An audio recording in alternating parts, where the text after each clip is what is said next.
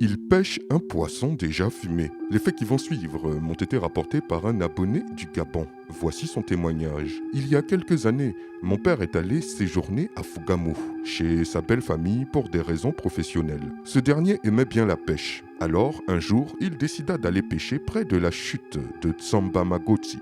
Arrivé à un certain niveau du point d'eau, il installa son filet de pêche et revint le lendemain aux environs de 6 heures pour voir s'il avait attrapé quelque chose. En retirant le filet, il vit qu'il y avait du poisson. Mais en observant de plus près, il vit que ces poissons étaient déjà fumés à point. Voyant cela, il prit peur, ramassa ses bagages et prit la fuite. Sur le chemin du retour, en longeant la rive, il voit l'entrée d'un village qu'il n'avait pas vu en venant. Il y avait des pirogues non loin. On aurait dit un village de pêcheurs.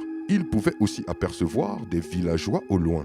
Il voulut s'approcher pour rentrer dans le village lorsqu'il entendit la voix de sa femme l'appeler. Il alla vers l'endroit d'où provenait la voix de sa femme et d'un coup, il commença à faire nuit. Sa femme vint vers lui et lui dit « Mais où étais-tu passé? Tu n'es pas rentré de toute la journée, il est déjà 20 heures passées. » Mon père s'est alors rendu compte qu'au lieu de 30 minutes, il s'était écoulé plusieurs heures depuis qu'il avait quitté l'endroit où son filet était installé. Il demanda si les gens connaissaient le village qu'il avait vu, mais tout le monde lui répondit qu'il n'y avait aucun village dans cette zone. Depuis lors, il n'est plus jamais retourné là-bas, cela fait 25 ans aujourd'hui. Quelle histoire sidérante!